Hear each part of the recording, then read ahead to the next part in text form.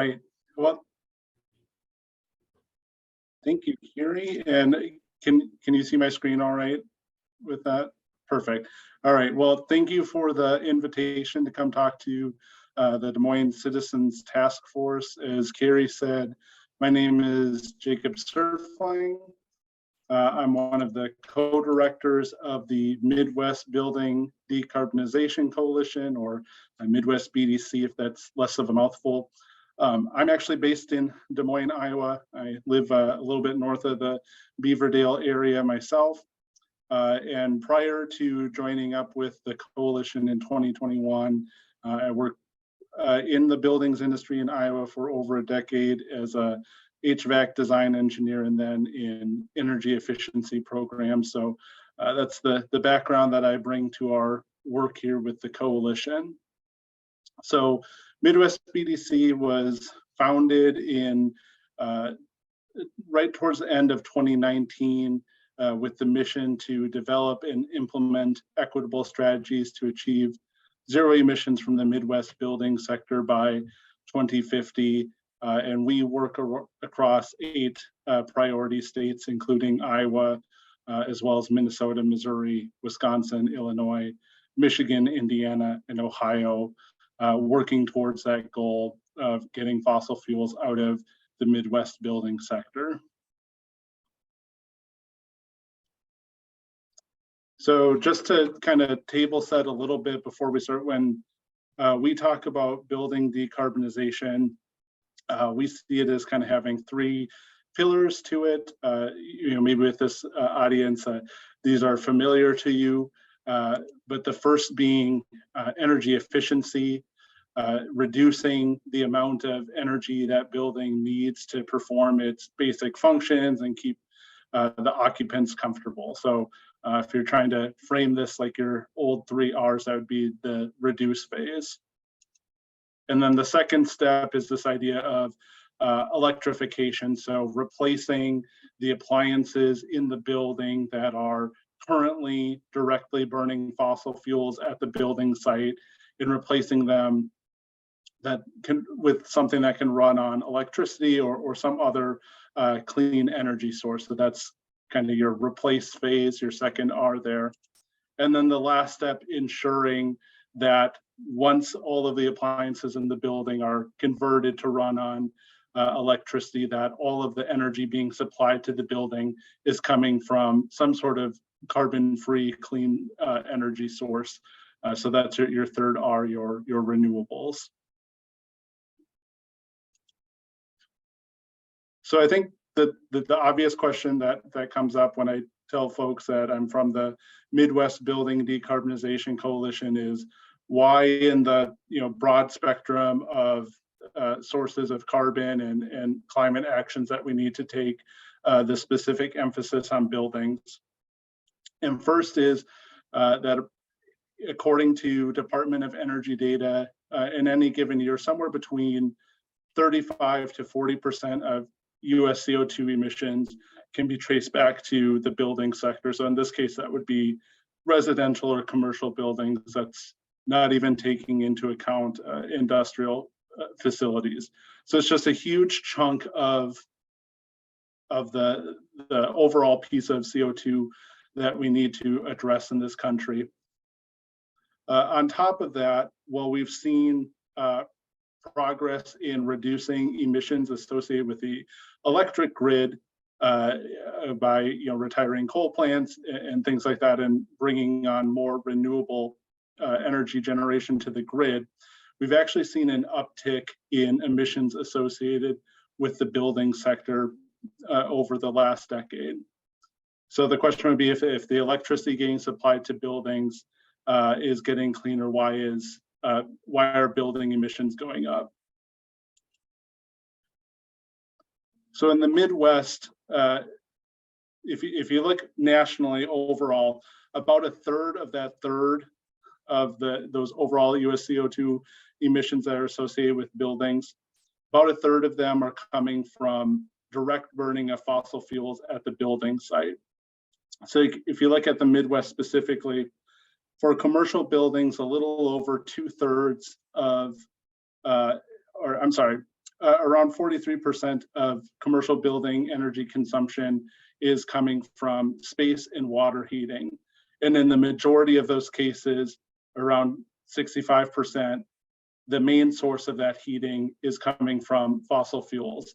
So it's not affected by the cleaning of the electric grid because that's not the energy source that it's using for that end use in the building. It gets even worse when you're looking at residential buildings across the Midwest. That percentage of energy use in the building that's coming from space and water heating climbs up to around 72% in the residential sector. So that would include single family and multifamily homes. And even more of that energy use is getting served by some sort of fossil fuels, mostly natural gas, but a smattering of other things like propane and wood burners as well. So this is just a huge piece of emissions and one that's not going to be addressed without decarbonizing buildings themselves. And that's why, going back to those initial three pillars, why we kind of take them in that order when we're introducing folks to this concept of building decarbonization. First, reducing the amount of energy the building needs to be functional, but then preparing the way for them to eventually have all of their energy needs met by a clean energy source by removing that direct fossil fuel usage at the building site.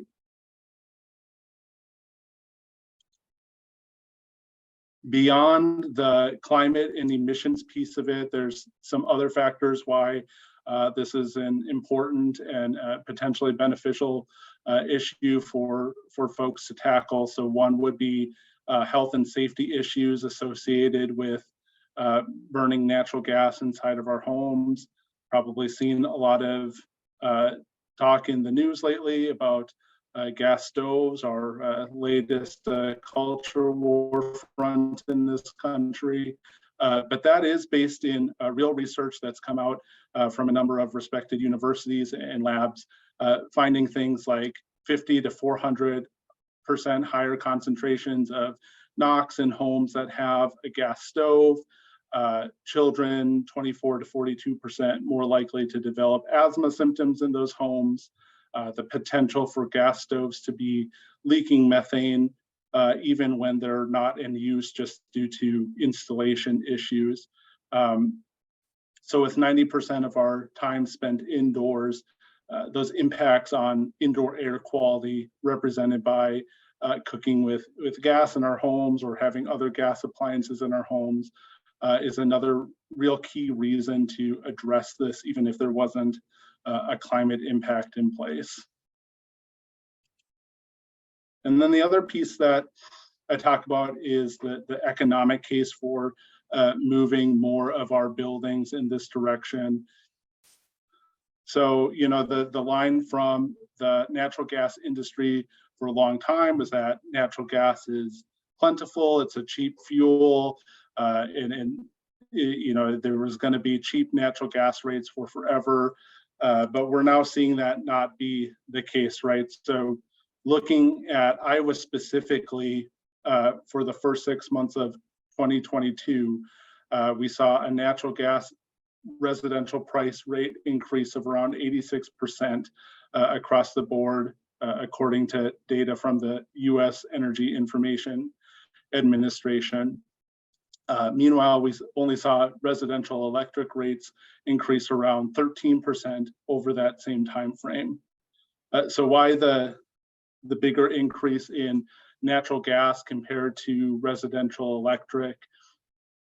You know, partly that was due to the international situation with Ukraine impacting fuel prices, but it also had a lot to do with gas utilities passing on the cost that they had associated with extreme winter weather events in the previous couple of years, those polar vortexes and things like that, that increased demand very quickly and very much in a short span of time, and led to, you know, massive price fluctuations that are now getting passed on to consumers. And we know with climate change, that we're going to be experiencing more of those severe weather events that are going to continue to make fossil fuel prices be extremely volatile. The EIA is projecting that those gas prices are going to increase over time, and they've already been historically pretty volatile. There was a study from the Roosevelt Institute that indicated that around 70% of inflation in the US can be traced back in some way to fossil fuel price volatility. So getting folks decoupled from that situation is going to benefit them economically. Electricity has seen slower price increases because they're not as reliant on the price of that one fuel. They're more varied. And of course, as more electric generation moves to renewables that have very low or zero cost, we're going to see that trend continue. Jacob, real quickly, who is the EIA? Yeah, sorry. So the EIA is the Energy Information Administration. They're an office of the Department of Energy. And basically any statistics related to fuels or energy that comes from the federal government, they're the ones tracking that. So you'll see me reference them a few times in this presentation. Their website, eia.gov, is a real fun deep dive if you want to nerd out over energy statistics in the US. And then just the last piece on the economic piece for building decarbonization or building electrification. We know that those increases in natural gas prices are hitting the most vulnerable the most. So energy burden, if you're not familiar with that term, is basically the percentage of a household's income that goes towards paying their utility bills. So in 2022, when we were seeing these big increases in natural gas prices across the country, EIA estimated that for high-income households, their energy burden increased around 0.3%, but for low-income households, the impact proportionately on their household budget was 10 times as much. So again, there's a equity case to be made for moving more households onto electric heating as well, moving forward to shelter them from these types of impacts.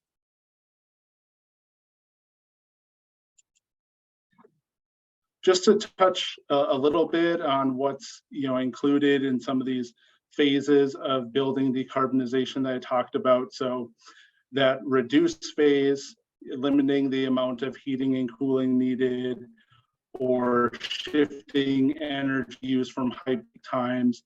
This is kind of the traditional energy efficiency measures I think folks are fairly familiar with, doing things like higher performance insulation in windows, sealing air gaps in their homes to prevent infiltration of cold outdoor air. It could also mean using heat recovery systems to capture waste heat that we're exhausting out of our homes, or commercial buildings in the ventilation process and reusing that heat.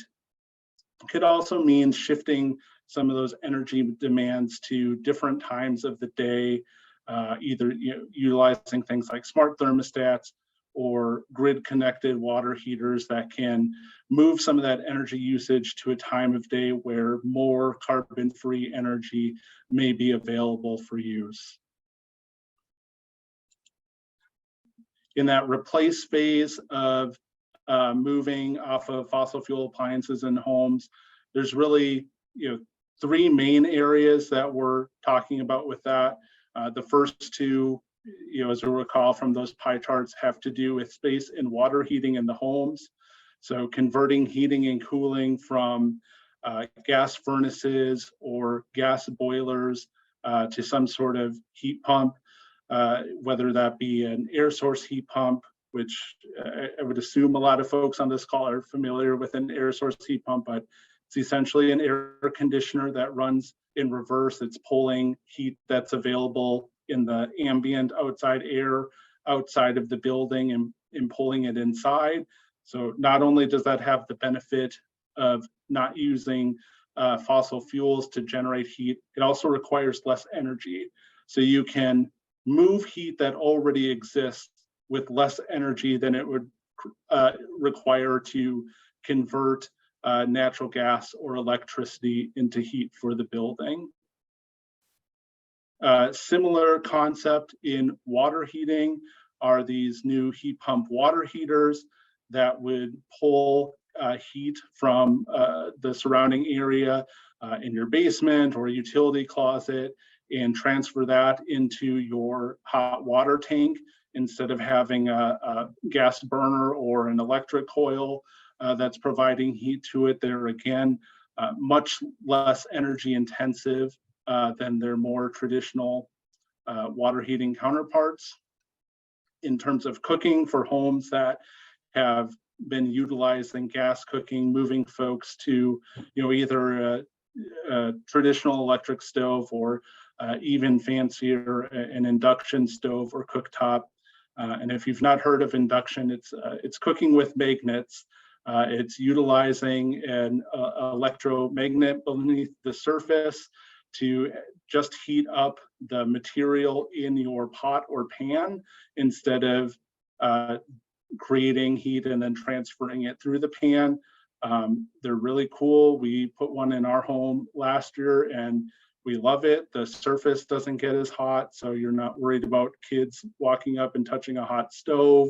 It actually boils water faster than a traditional stove does. So if you've got questions about those, happy to talk to our experience there. And then just any other appliances in the home that might be utilizing fossil fuels, like homes that have a gas dryer and things like that, getting folks onto an electric appliance. So the next question that we'll typically get after we talk about that replace phase is, wait, is this stuff going to work in a cold climate? Especially when we're talking about heat pumps for space heating. That's the number one concern that comes up for folks. And the good news is, yes, they do. There's plentiful case studies and field studies of these in states like Minnesota and Michigan and Maine, showing that they are performing fine even without backup heat down to extremely low temperatures. That has been a big change in the level of the technology in the past decade. So I'll admit, like when I came out of school in my first engineering job, we were told not to specify heat pumps on projects because at that time most of them were designed around a southeastern cooling dominant climate and didn't perform well in heating mode. When you got down to sub-freezing temperatures. There's been a big push in the industry over the last decade to design specifically for cold climate, and there are a lot of good products on the market specifically designed for cold climate usage now. You can find a lot of them on Energy Star's product finder website, or the Northeast Energy Partnership also has a good cold climate heat pump buying guide. So there's a lot more models out there to fit our climate zone than they're used to, and a lot more tools to help folks find them. It's just a little bit of a lag in getting that message out to contractors and consumers to get folks feeling comfortable about making that switch. I'll also add that on the new construction front, because you're avoiding the costs associated with running gas utility out to the site, that when coupled with a good energy efficient design, it's likely going to lead to a lower overall life cycle cost for homeowners when we're talking about new home construction. Definitely gets more complicated when we're talking about replacing heat sources in existing homes. We can get into that a little bit later on. And then that last piece, that produce or renewables piece, ensuring that the building's energy needs are coming from a carbon-free source. I think this is the one that folks understand, most intuitively. So that can include things like doing on-site renewables like rooftop solar. That could mean ensuring that the utility that you're purchasing electricity is coming from, is producing their energy in a clean, carbon-free way. That could also mean delivering other forms of clean energy to buildings. A really exciting concept that we're seeing piloted in the Northeast and some other places is this idea of converting gas utilities to thermal energy utilities. So instead of running new infrastructure to bring natural gas to people's homes, they would be running infrastructure to connect folks to a networked geothermal system and delivering clean heat to their homes to be utilized by a heat pump. So just in general, making sure that that last piece of energy is not generating carbon before it gets to the building.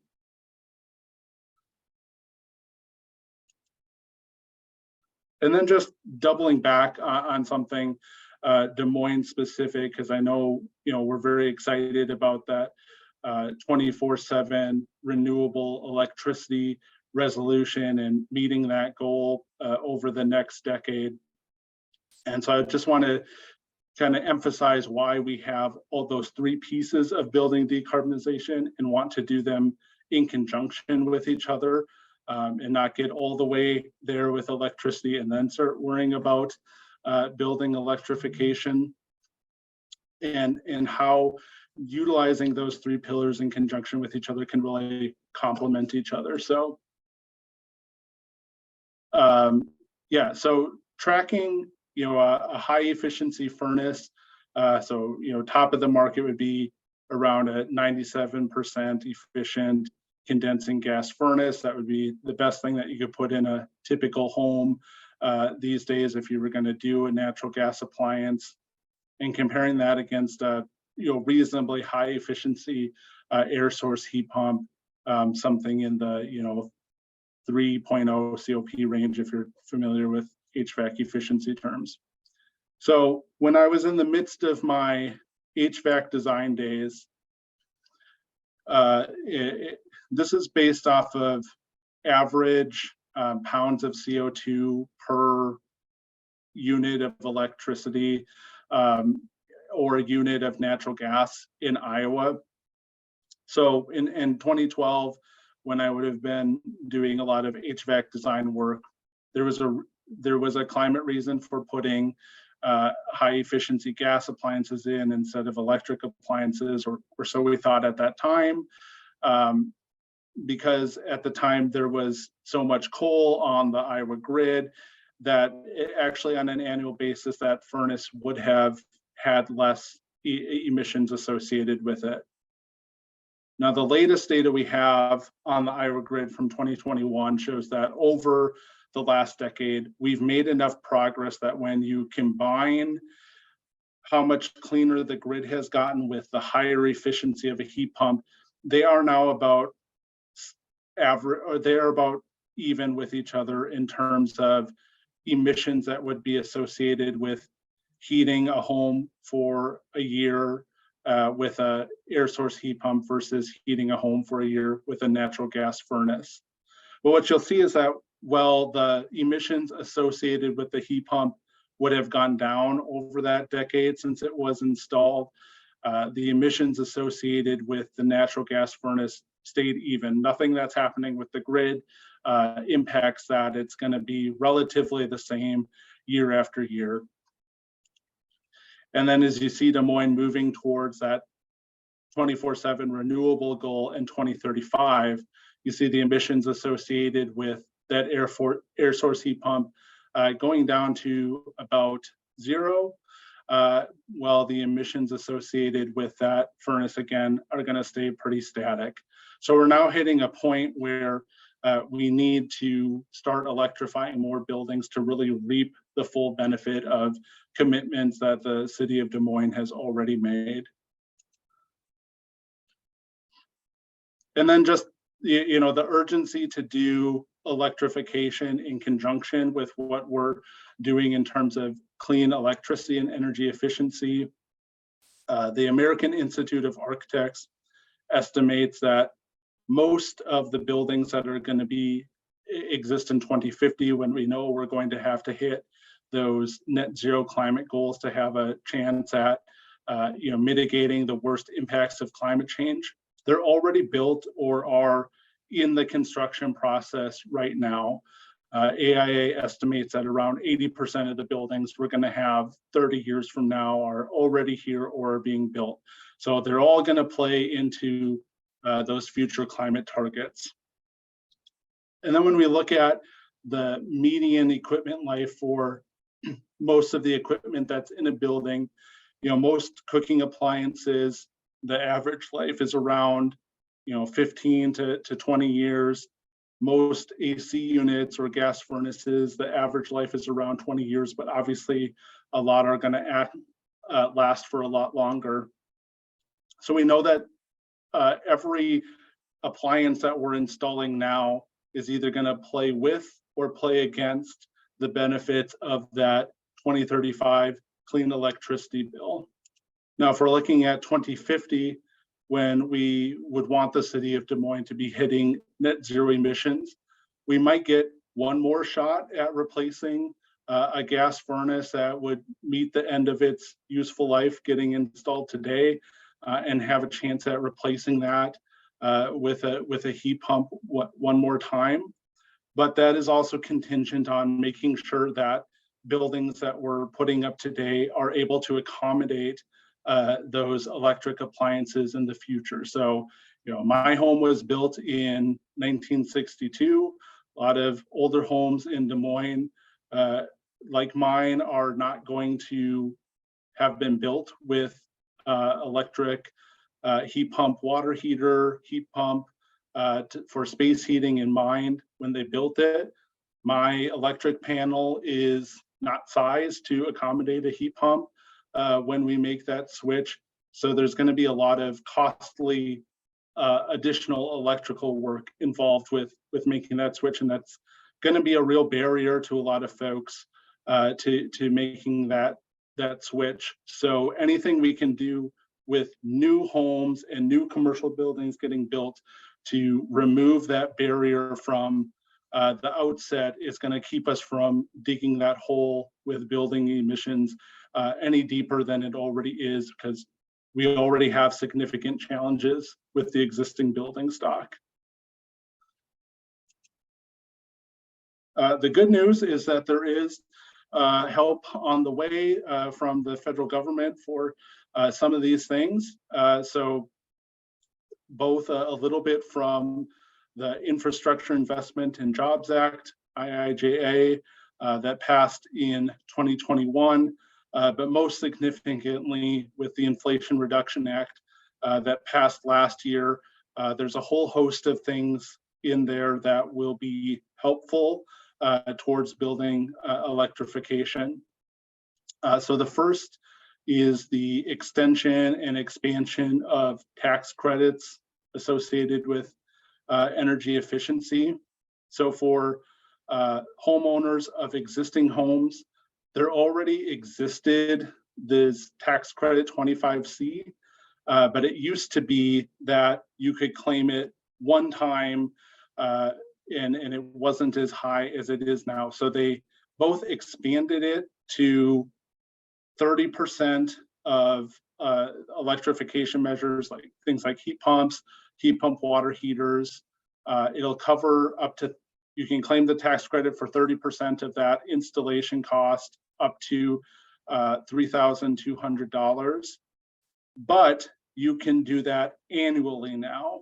So say you did an insulation upgrade and a heat pump in 2023, and that got you up to your 3,200, you could still come back and claim another tax credit in 2024 if you came back and did your heat pump, water heater, things like that. So hopefully that's going to be a good tool for more folks to pursue these projects in their own homes.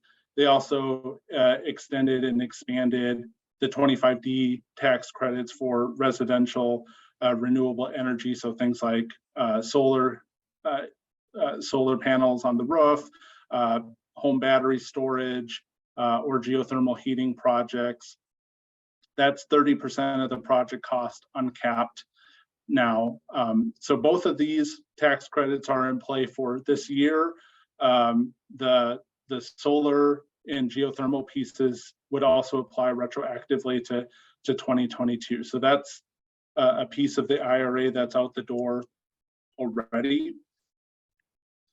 The unfortunate thing with the tax credits is that if you don't have a tax liability, or you can't eat that initial cost and wait for the tax credit, that's not a benefit that's terribly accessible for you. So another piece of the IRA that we're hoping will be helpful for some of the folks in that situation are these rebates aimed at low to moderate income households.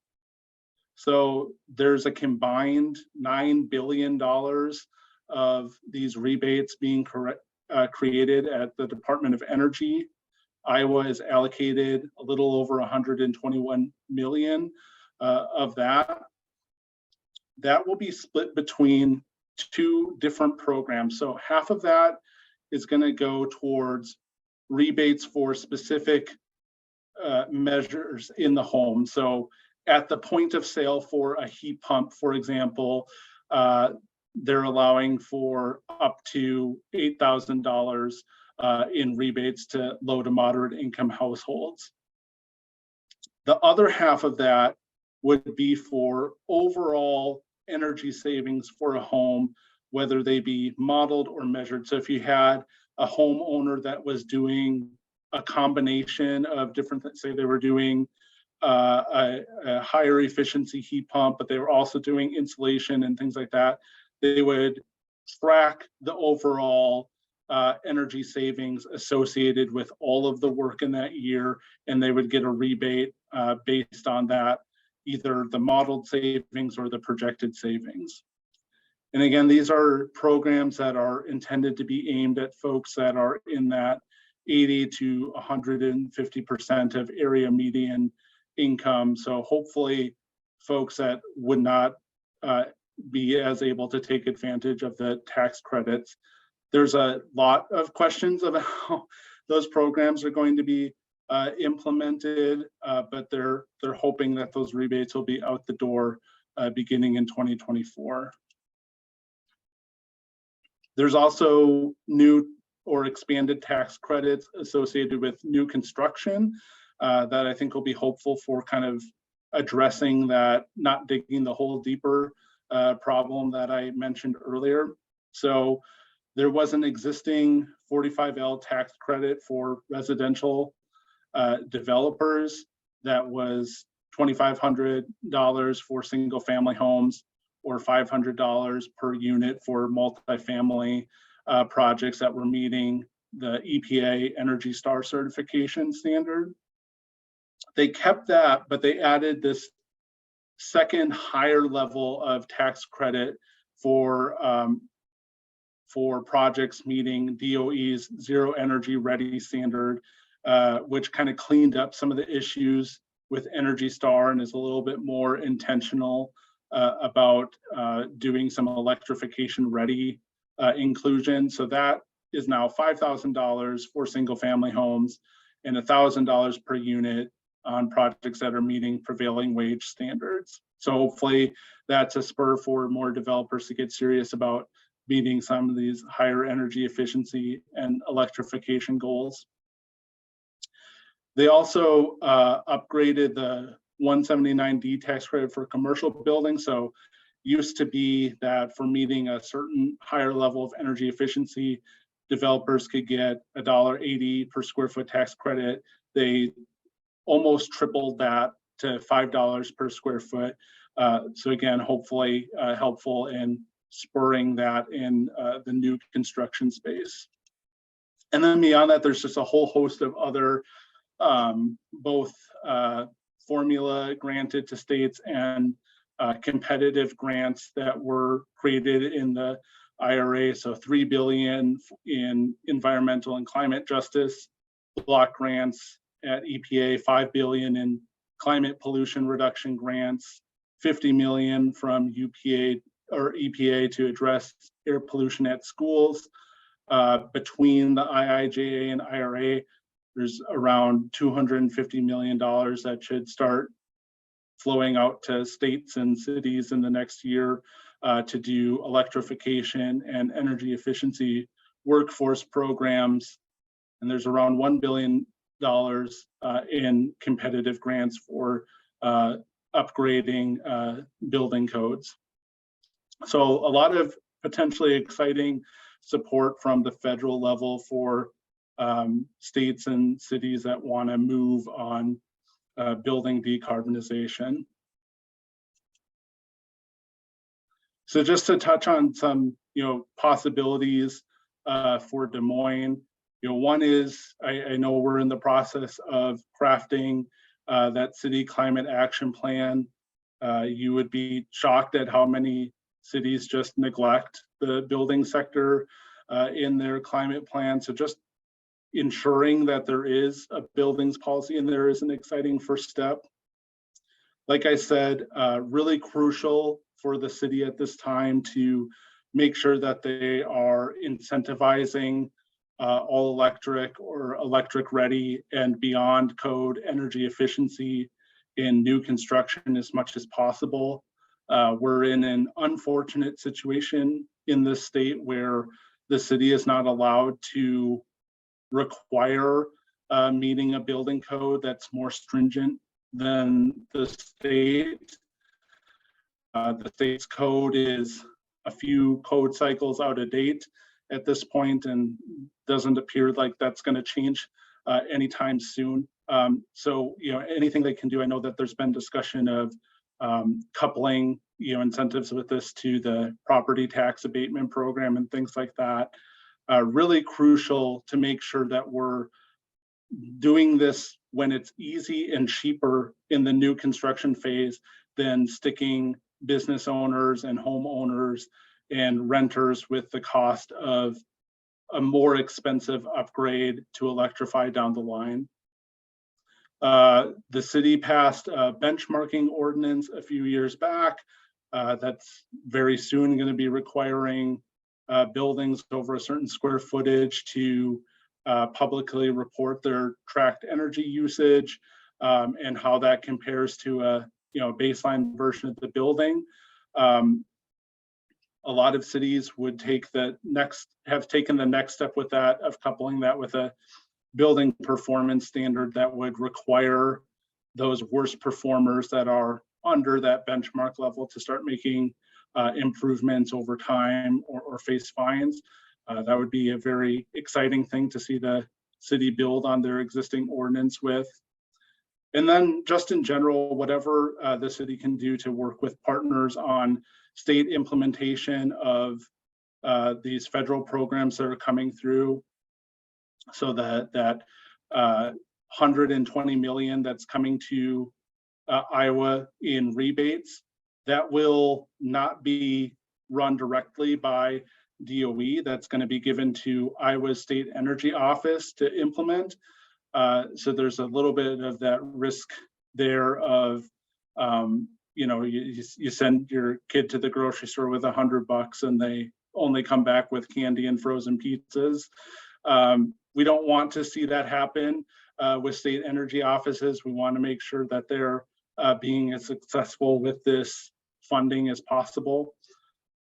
Whatever the city can do to encourage electrification, workforce development, across the country, we're already seeing a shortage of electricians and HVAC technicians that are able or willing to take on building electrification projects.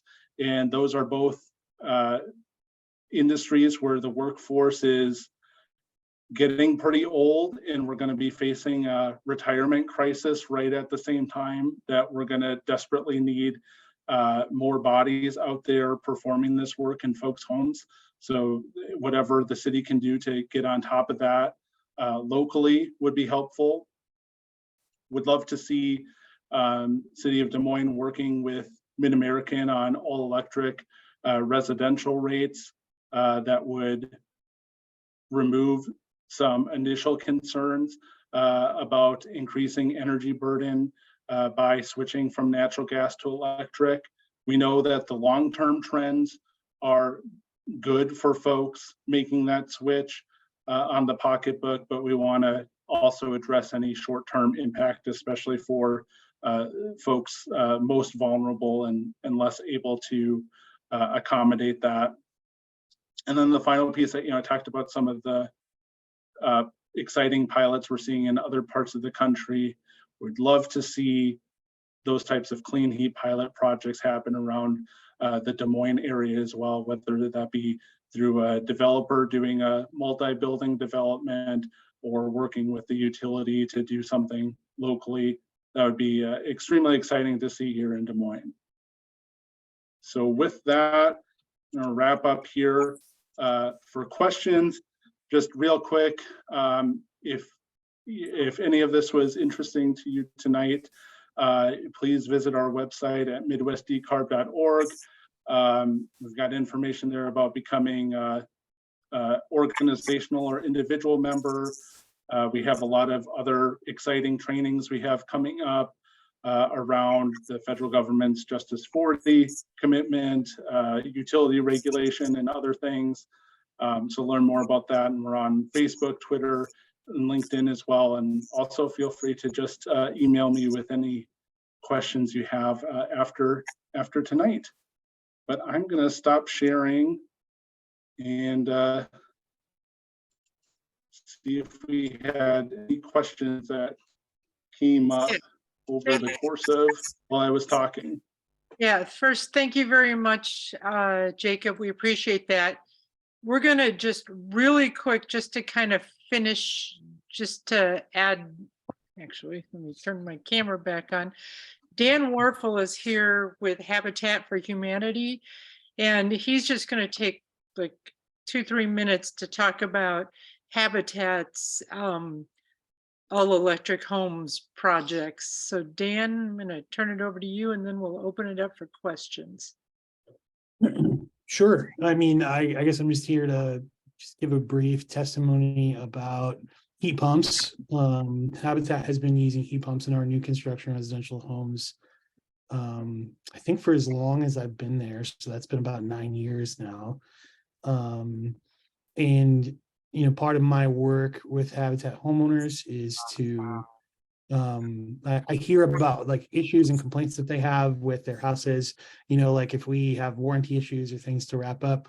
A lot of times my previous role was to pass those along to the warranty team.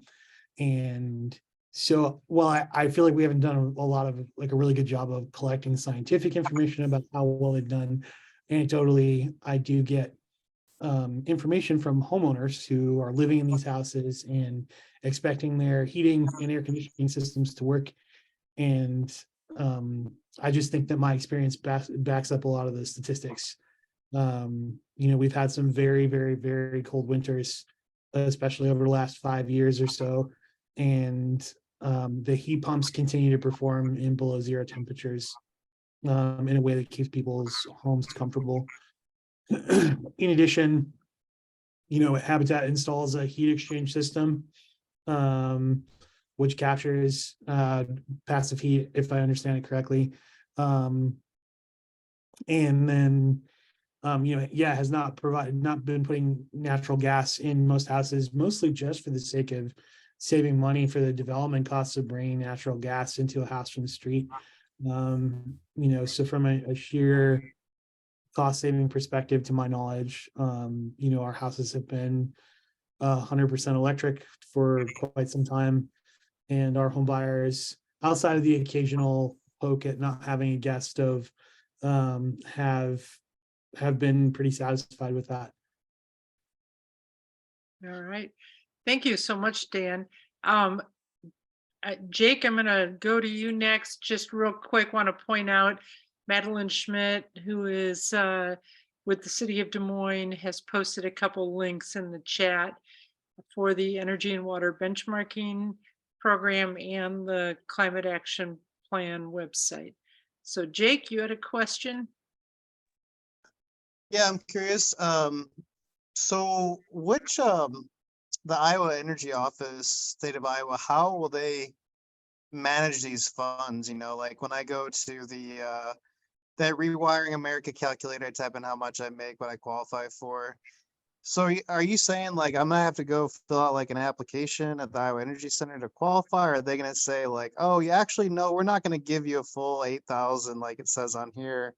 You know, we're gonna take 6. You know, I mean, how is that gonna all work? I'm just curious. What Yeah, like they have influence over? yeah. And the unfortunate answer to your question is I don't think anybody knows yet. When I said that there are a lot of questions about how that program is going to roll out, there are a lot of questions. DOE actually released their request for information on that program right towards the end of January. So the request for information, if folks aren't familiar with that term, is basically like requesting public feedback on a bunch of questions DOE has and kind of seeking expert advice on it.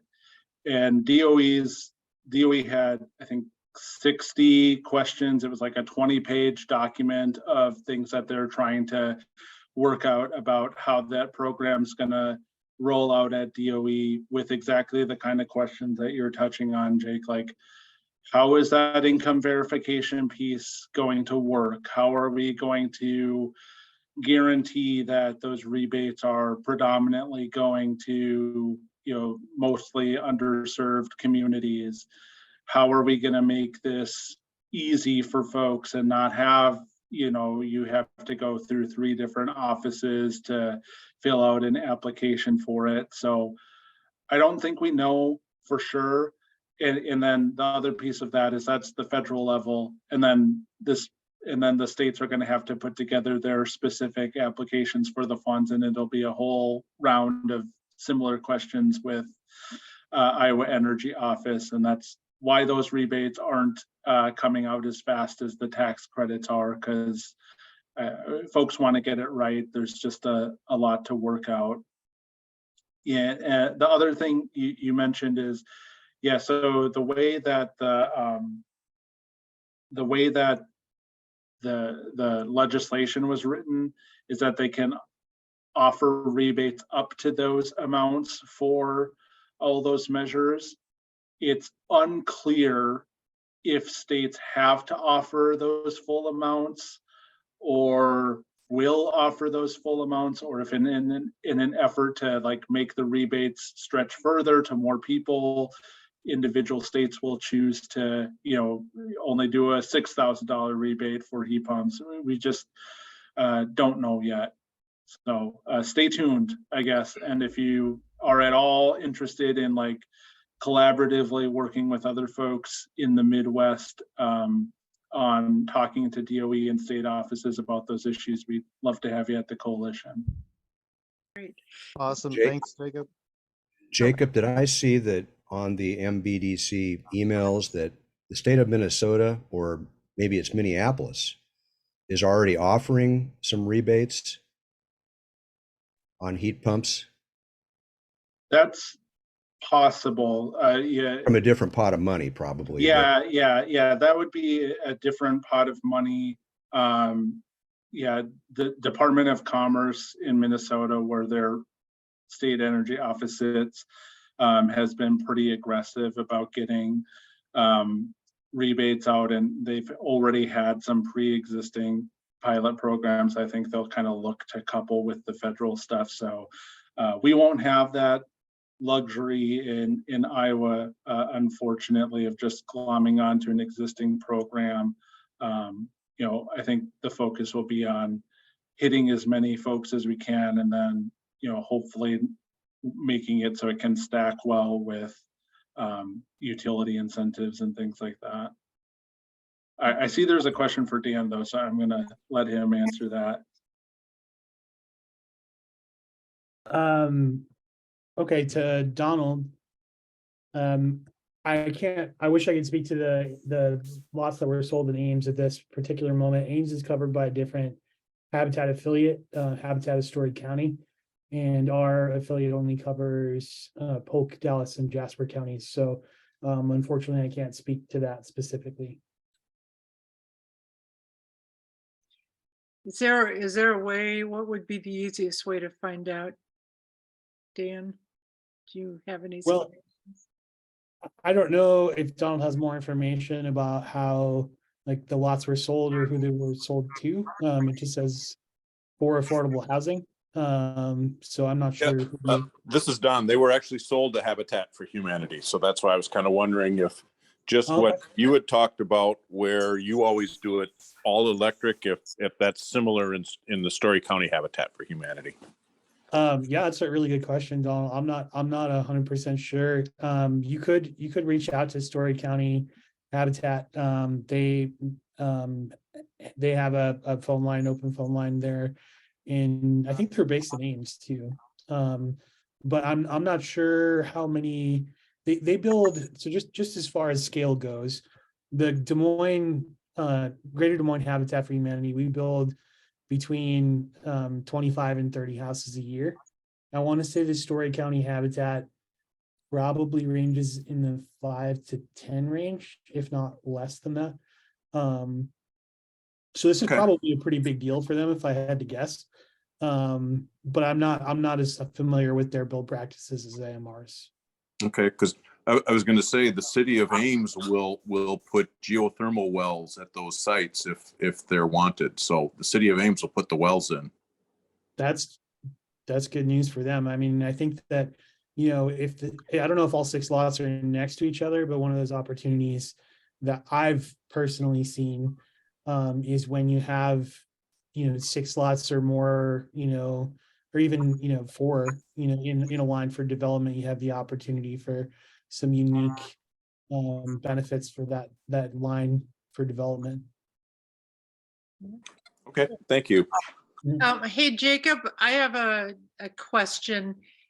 What if a municipal city or county was looking at upgrading HVAC systems to all electric? Are there any federal tax incentives or anything that can help incentivize cities and counties to start switching over or doing that in new construction? Yeah, I believe there is, and I have to go back and look through. Actually, I should pull, if you're at somebody who really wants to dig into it, the White House put out this great guidebook of basically all of the new programs that were created through the Inflation Reduction Act.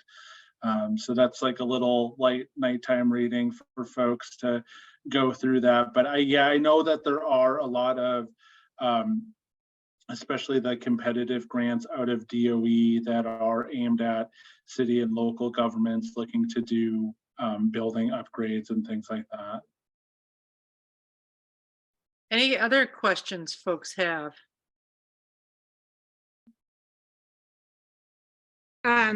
Yeah, I was wondering, Jake, that 120 million in rebates for workforce, for developing workforce, because you said the workers are, you know, we're going to really have a shortage of workers. Yep. With the Iowa development, workforce development, would they be able to get some of that money and do some of those programs to create, you know, those programs? That's a really good place to do that. Yep. So there's a couple of things there. So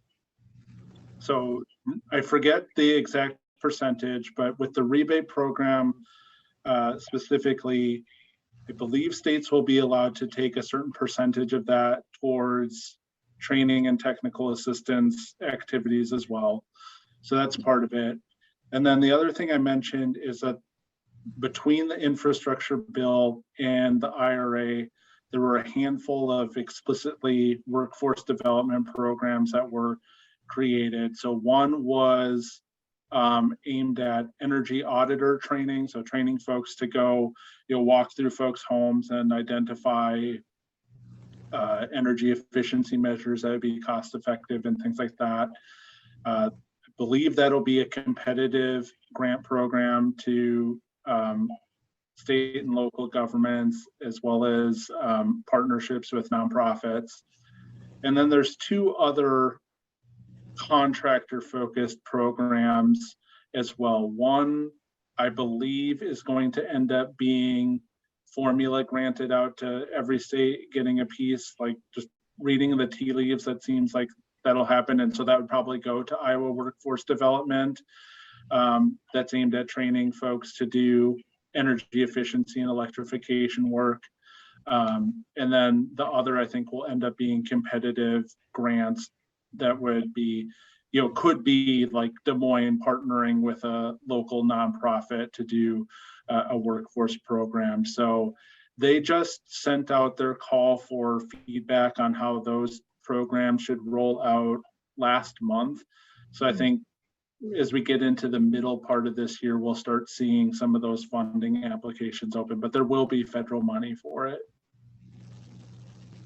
Well, will there be expertise advice on all of this? I mean, can we go to somebody that's an expert on the Inflation Reduction Act or the Infrastructure Act, somebody state or local that we could go to for real advice?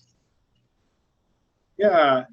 So, like I said, I would, a lot of these, as these funding opportunities come out, DOE and EPA are really good about trying to offer up web sessions where they'll walk through the funding application process. So a lot of it, I think, is just going to be like keeping an eye on those email lists and things like that as these things drop. And, most of the time they'll do 2 or 3 of those and record them as well. And we try to, for our coalition members as well, try to keep tabs on that. So we let folks know when that's happening. Okay. Jake Groby, you had another question? Yeah. So I know that you've actually gone through, you've got an induction stove. I think you looked into getting a heat pump for your place. I'm curious where you perceive the gaps to be. There's these rebates, there's tax incentives, but it sounds like probably won't pay for everything. So I guess where are you seeing gaps, and like what are some solutions to that? I know that there's like some funding for like green banks, can city local governments offer their own incentives, to kind of match things and kind of fill in some of the gaps for folks who may not be able to afford the upfront costs for some of these things? Yeah, that's a great question. So one of the other pieces of the IRA that I didn't touch on was this multi-billion-dollar greenhouse gas reduction fund that EPA is going to have. And the intent would be that that's going to stand up green banks in different states and things like that.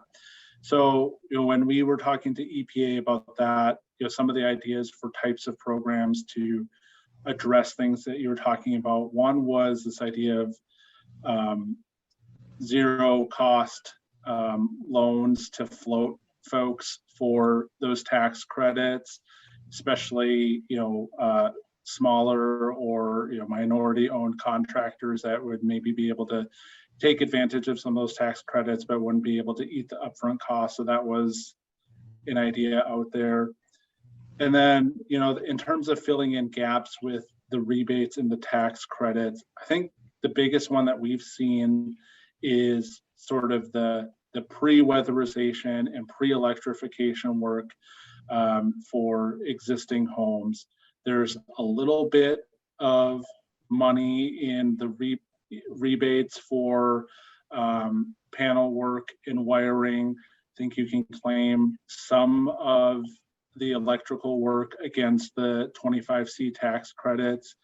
But for some of these homes that have major structural or moisture issues before they can even start tackling weatherization or if they have significantly undersized electrical service.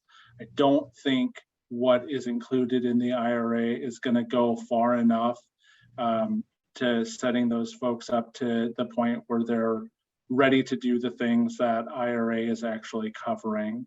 So anything that can happen at the state or local level to address that. I know there was a legislation for a pilot program last year in Minnesota that was specifically like a low income household panel upgrade program. I think things like that that can get done at the state and local level are going to be really crucial to having the most folks be able to access the federal dollars. Yeah, there's also, Jake, the NFC's new Energy Advantage loan program that's coming out. The city of Des Moines is putting $1.5 million towards that program. It's a 0% interest loan. Up to 10,000 of it is deferred, doesn't have to be paid back unless you sell the property. There is like some other aspects that can be partially forgivable, but that can be used specifically for putting solar panels, energy efficiency upgrades, high efficiency appliances and HVAC systems and stuff like that specifically.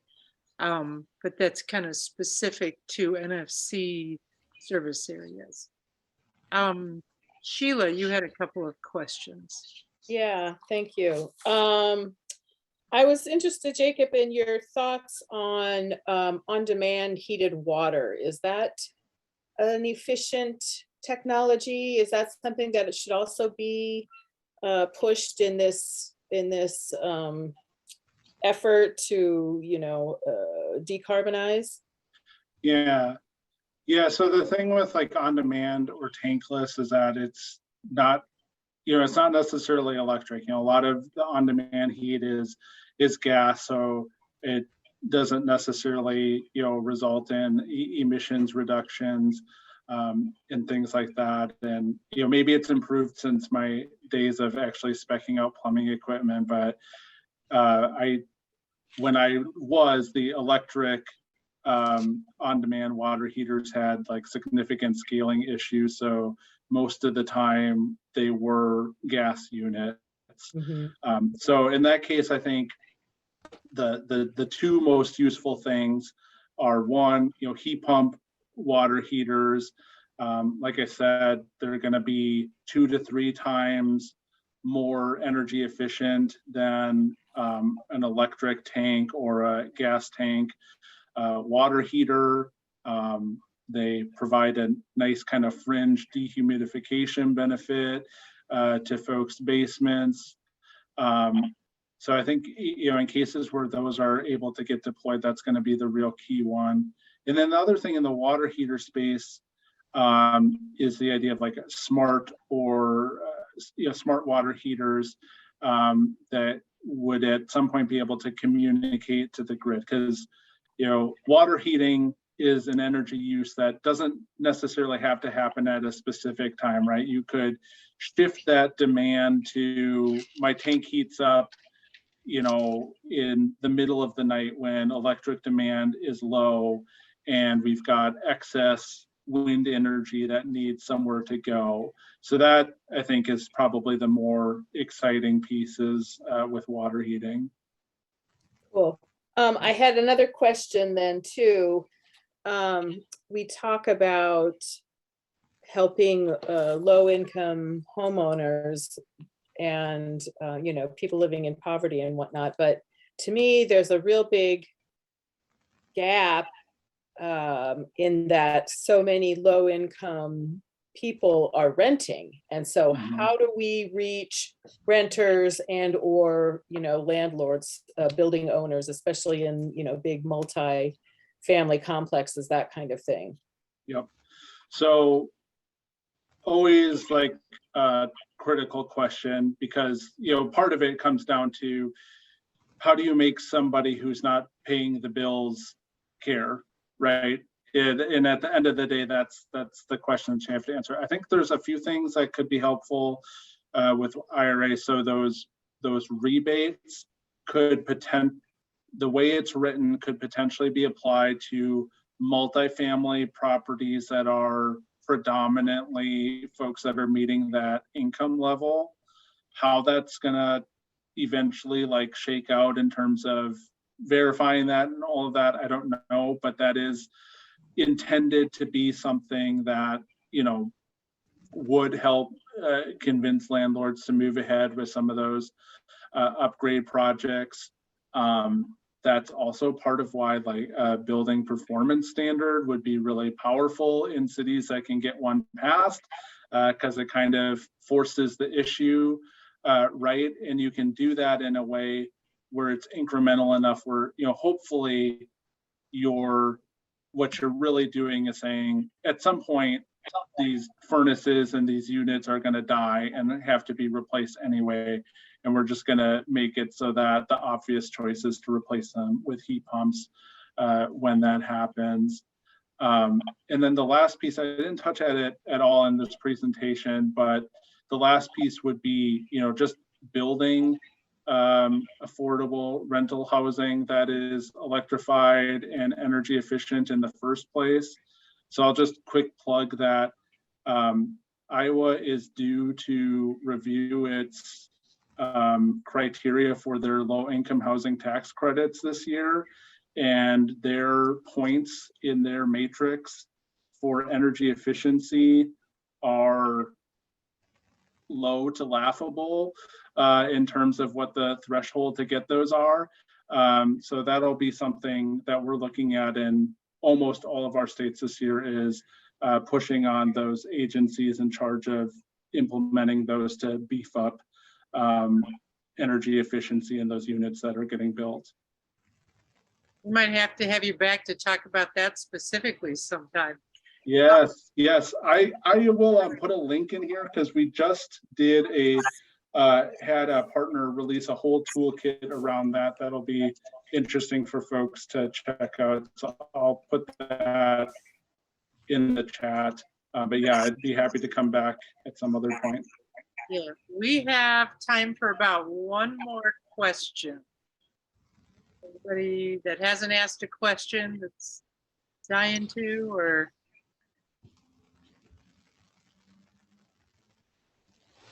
or anybody that has another question.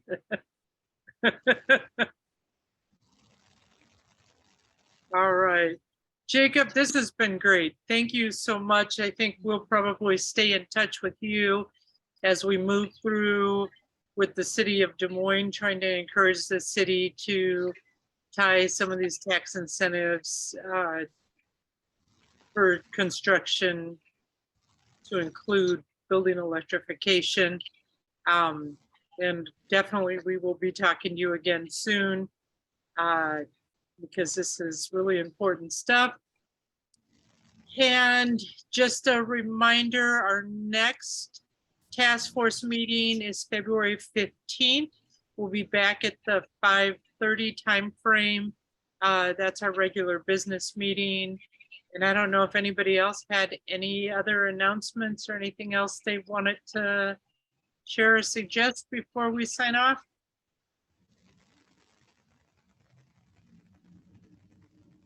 All right. Great. Thank you, everybody. Appreciate it very much.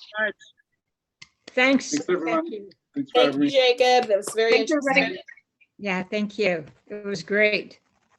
Thanks, y'all. Take care. Bye, everyone.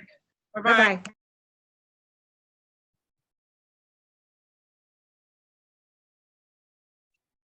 Yeah, and Carrie, I can send you the presentation too if folks want those slides and things. You can send that out. I'm happy to do that as well. Okay, I will. We did record all of this, so we'll also share the video of the whole presentation. And I just copied the chat, so I'll be able to put the links out to everybody as well. So thank you. We'll see you tomorrow. Yeah, see you tomorrow. All right. Talk to you then. Bye.